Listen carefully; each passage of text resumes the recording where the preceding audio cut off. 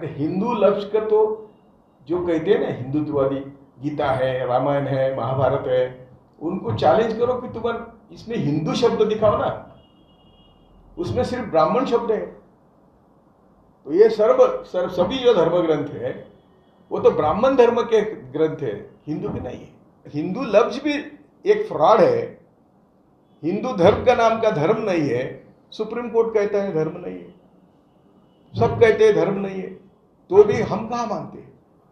ये जो हिंदू रिपब्लिक, तो हिंदू रिपब्लिक ये नाम ही गलत है। हिंद राष्ट्र और डेमोक्रेटिक रिपब्लिक बाबा साहब ने हमको दिया है। बाबा साहब ने क्या दिया? हमारे पास शस्त्र है, लेकिन हमारे दोनों हाथ हमारे स्वार्थ में लपथपाए हुए हैं। वो शस्त्र का हम इस्तेमाल नहीं कर रहे। बाबा साहब ने संविधान की शुरुआत कैसी करना है इसके ऊपर भी चर्चा हुई। किसी ने कहा कि आर्यावर्त के नाम से शुरू करो, ओम गणपति के नाम से शुरू करो। बाबा साहब ने उसके ऊपर वोटिंग लिया और हम भारत के लोग और हम सबको भारत का मालिक बनाए। बाबा साहब ने मालिक बनाया, हम बनने को तैयार नहीं है। जो भी मुस्लिम है वो भी हमारे सबको समझना चाहिए, वो हमारे लोग हैं, हमारे खून के रक्त मांस के लोग हैं। हमारा सबका डीएनए एक है और वो 3% का डीएनए हमसे जमता नहीं। जो हमारे डीएनए के नहीं, वो हम पर राज करने के लिए रात दिन कोशिश कर रहे हैं, सैकड़ों साल का प्लानिंग कर रहे हैं। तो मैंने बोला कि तिलक ने उस समय किया जब उनको लगा कि ये ब्राह्मण धर्म नहीं चलेगा अभी, तो हमें इन सब शूद्रों को हिंदू धर्म में लाके हमारे पांव के तले कुचलने के लिए ये अंदर लाना है। हमारे संविधान की शुरुआत ही इतनी छान है, इतनी अच्छी है, और हमारे जो प्रस्तावना है वो हम सब भारतीयों का एक संकल्प है।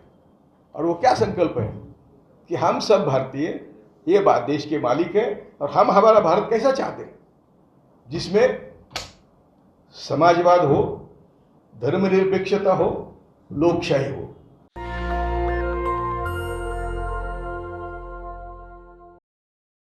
हमारे महात्मा फुले ने कहा था, बुद्ध ने कहा था, विवेकानंद ने कहा था, सबने कहा था कि हमारे सभी दुखों की जड़ हमारा अज्ञान है। और अज्ञान क्यों है?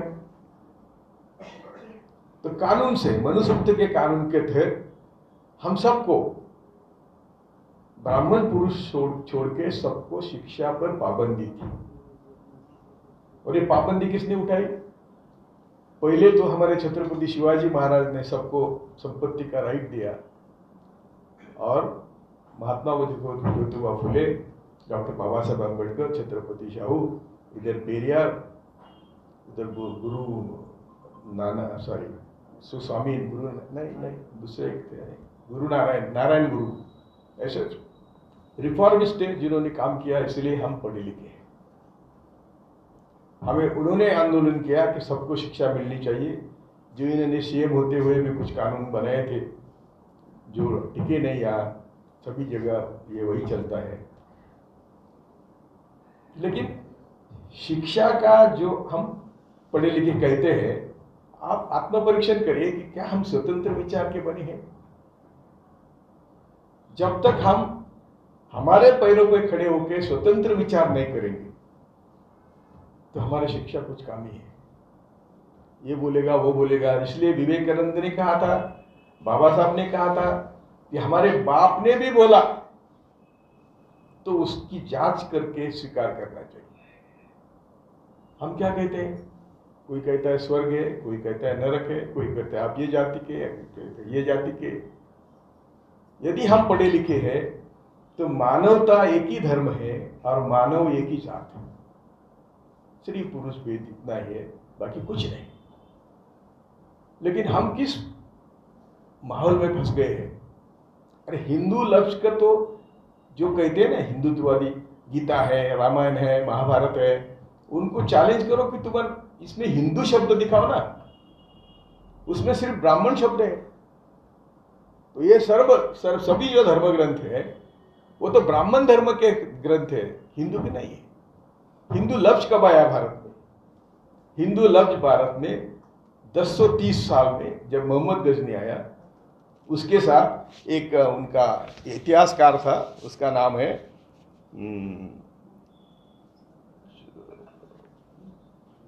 अलबिरुनी। अलबिरूनी अलब्रूनी, उन्होंने वो शब्द, हिंदू शब्द का इस्तेमाल किया। वो उन्होंने कहाँ से लिया? तो गया हुल सौगत, ये पारसी ग्रंथ से लिया।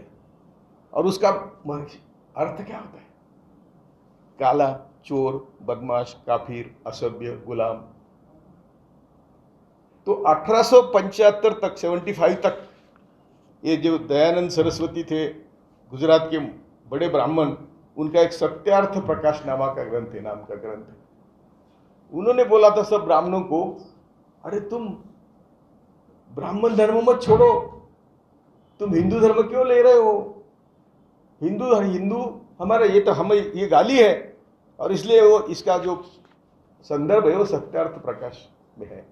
तो हिंदू शब्द ही आप सबको एक छलकपटी चाल में फंसाने वाला शब्द है।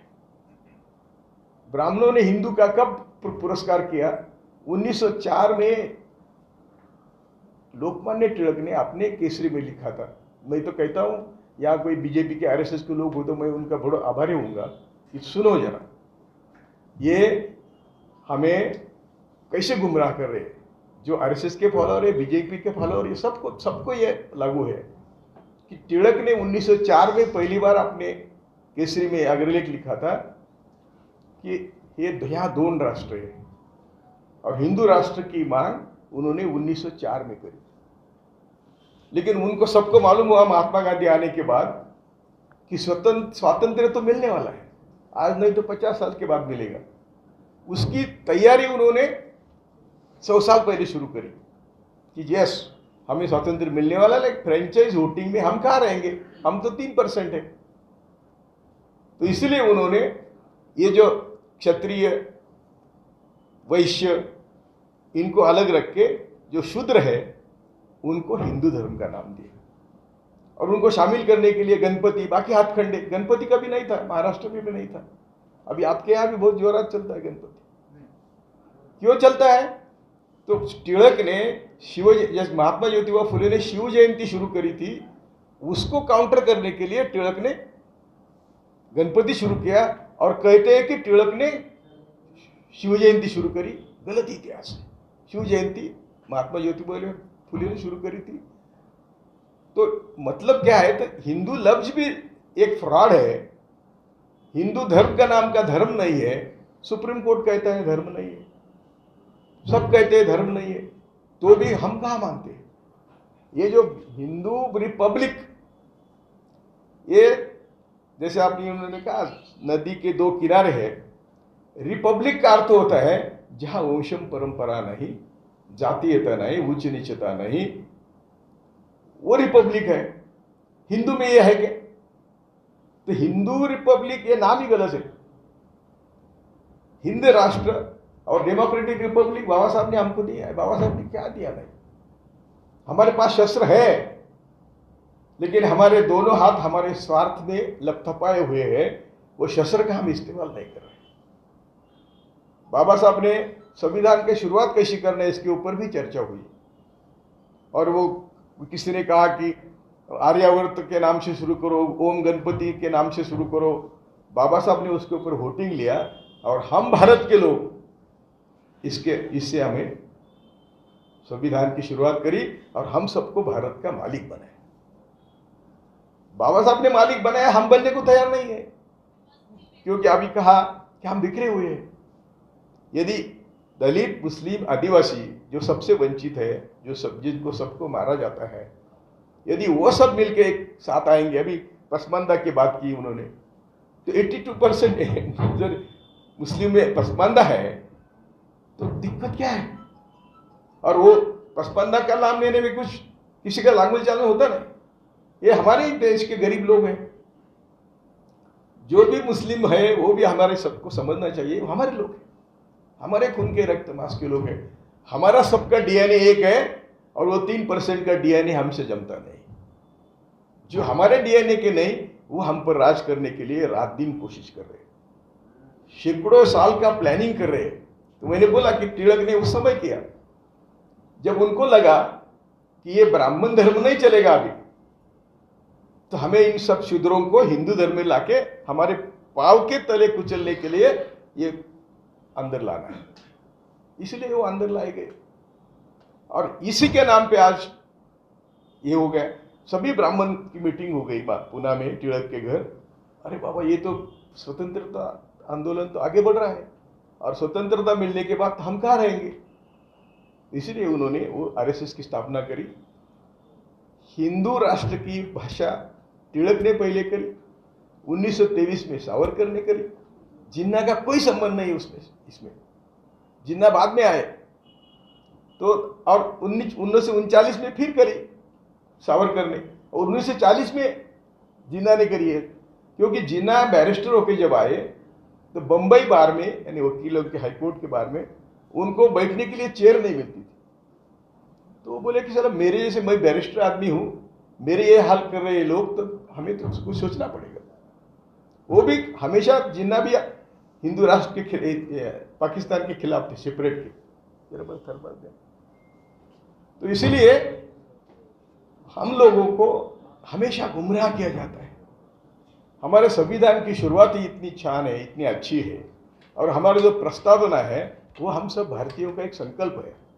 और वो क्या संकल्प है कि हम सब भारतीय ये देश के मालिक हैं, और हम हमारा भारत कैसा चाहते हैं, जिसमें समाजवाद हो, धर्मनिरपेक्षता हो, लोकशाही हो, यानी रिपब्लिक हो। तो इसमें तो सब आ गए, सब लोग आ गए हम। लेकिन इसको, संविधान को जो इम्प्लीमेंट नहीं हुआ है, संविधान की इम्प्लीमेंटेशन ही रोक दिया है, या उसको गलत तरीके से उसका इम्प्लीमेंटेशन हुआ। ये भी कैसा हुआ, मैं किसी भी पक्ष के हित में नहीं हूँ, किसी भी नेता के हित में नहीं हूँ, और किसी के खिलाफ भी नहीं हूँ, न जाति के खिलाफ हूँ, न धर्म के खिलाफ हूँ, न ब्राह्मणों के खिलाफ हूँ। वास्तव में आपके सामने रख रहा हूँ। ये क्या हुआ, जब जैसा उन्होंने ब्राह्मण धर्म का हिंदू धर्म में कन्वर्टेड करने का 1904 से प्रयास किया और फिर आरएसएस की स्थापना करी, वैसे ही स्वतंत्रता मिलने के बाद सभी सरकारें हमारे हाथ में रहनी चाहिए, हमारी ताकत हाथ कब्जे में रहनी चाहिए। इसलिए ब्यूरोक्रेसी और जुडिशरी, जो जिसको कहते हैं हम कार्यपालिका, और जुडिशरी को हमारे कब्जे में रखने का प्रयास किया। जब 1950 26 जनवरी 1950 को जब कॉन्स्टिट्यूशन अमल हुआ, शुरू हुआ, तो 51 जून में तो आप पहले अमेंडमेंट करनी पड़ी, क्योंकि जो सामाजिक और आर्थिक इक्वालिटी, समता के कानून थे, वो सब चैलेंज हो गए। और चैलेंज होने के बाद नेहरू और अंबेडकर को बैठ के संविधान पे संशोधन करना पड़ा।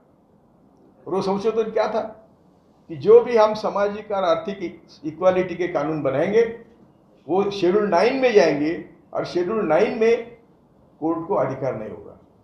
इसलिए वो रिजर्वेशन बचा। इसलिए जो भी कुछ बचाना था, जो भी आज है थोड़ा बहुत सामाजिक और आर्थिक इक्वालिटी की बात, वो उस समय अमेंडमेंट किया 19 में, इसीलिए हुआ। तो ये जो पहली बात हमें समझना चाहिए कि हमारा संविधान दुनिया में सबसे अच्छा संविधान है, जो हम सबको सभी तरह के अधिकार देता है। और वही अभी मैंने शुरुआत करी थी कि हम क्या चाहते हैं, हम न्याय किस प्रकार का चाहते हैं। हमें सोशल, आर्थिक और राजकीय न्याय की बात की है। ये बोलते हैं कि वो लफ्ज बाद में आया, कौन सा धर्म से निरपेक्षता और समाजवाद लफ्ज बाद में आया, ठीक है, बाद में आया ना। तो सामाजिक, आर्थिक और राजकीय न्याय तो पहले था, संविधान में था। और सामाजिक आर्थिक न्याय का मतलब है, जब तक हम ये समाजवाद नहीं लाएंगे या लोग डेमोक्रेसी नहीं होगी, तो सामाजिक, आर्थिक और राजकीय न्याय कैसा मिलेगा। तो सामाजिक, आर्थिक, राजकीय न्याय के लफ्ज पूरे थे। ज्यादा स्पष्टीकरण के लिए समाजवाद और धर्मनिरपेक्षता ये शब्द बाद में जुड़े गए 1976 में। तो इनका जो कहना है कि एक लफ्ज बाद में आए तो हम निकालना चाहते हैं, वो निकाल नहीं सकते, और वो निकालने की संविधान में तरतूद नहीं है। इसलिए कोर्टों ने भी काम किया। सुप्रीम कोर्ट ने शिवानंद भारती केस में, सहजानंद भारती केस में, केशवानंद में, सॉरी, ये लिखा कि आप संविधान का मूल ढांचे को हाथ नहीं लगा सकते। उसमें जस्टिस खन्ना ने बहुत स्पष्ट तरीके से कहा है कि संविधान संशोधन के बहाने आप ना राज्यसभा कैंसिल कर सकते, ना संसद कैंसिल कर सकते, ना धर्मनिरपेक्षता कैंसिल कर सकते, ना समाजवाद के खिलाफ कुछ कर सकते। ये जानबूझकर उन्होंने लिखा, यदि इनको संविधान में संशोधन करने की परमिशन दी गई तो ये तो संसद भी कैंसिल कर सकते। उनका कहना ही है, गोलवलकर का कहना है कि हमें ना राज्यसभा चाहिए, ना विधानसभा चाहिए, ना संसद चाहिए, हमें एकानुचलित राज्य चाहिए, एक आदमी। उनको स्टेट भी नहीं चाहिए, स्टेट की विधानसभा नहीं चाहिए, विधान परिषद नहीं चाहिए। यदि आप हिंदू राष्ट्र की बात करते हैं, और जो बच्चे हमारे हिंदू राष्ट्र करते हैं, बेचारों को मालूम नहीं कि वो किस जाल में फंसे हैं। कि जब हम हिंदू, यदि होगा तो कभी नहीं, लेकिन वो सिंह वो लेके जो स्टेप ले रहे हैं और दिखा रहे हैं कि हम कर सकते हैं। देखो क्या किया उन्होंने पहले बाबरी मस्जिद गिराई, उसके पहले क्या किया उन्होंने, INB डिपार्टमेंट अडवाणी के पास था। ये क्रांति हुई ना यहाँ महात्मा गांधी मैदान पर, और वो क्रांति में वो RSS वाले लोग थे।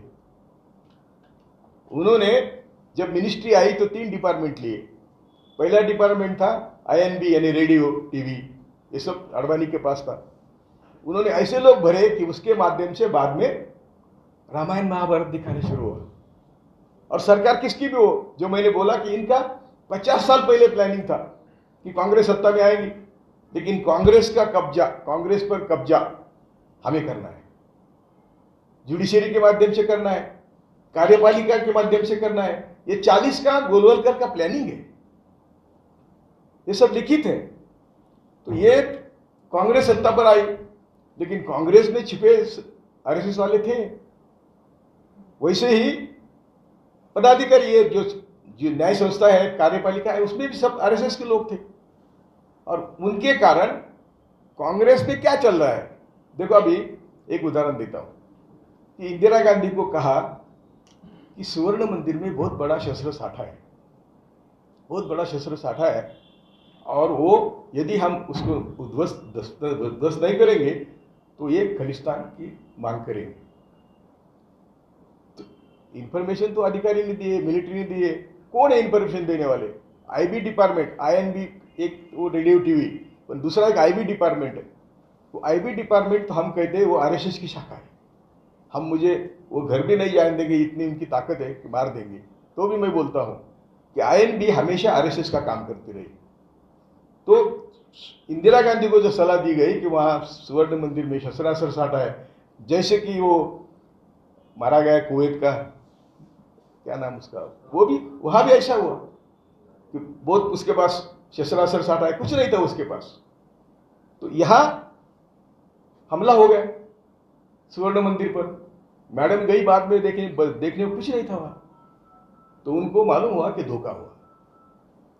लेकिन उनको बोला कि शिक अभी ये ना मत रखो आपके सिक्योरिटी गार्ड, उन्होंने माना नहीं कि मैं उनको रखूंगा, और वो जो हुआ आप जानते हैं। राजीव गांधी को LTTE के खिलाफ भेजा, एडवाइजर कौन थे? जिन्हें एडवाइज किया, कुछ जरूरत नहीं थी जाने की, वो वहां से आए और उनको मार दिया। तो ये जो सब सरकार चलती है, सरकार चलाते हैं हजारों साल से।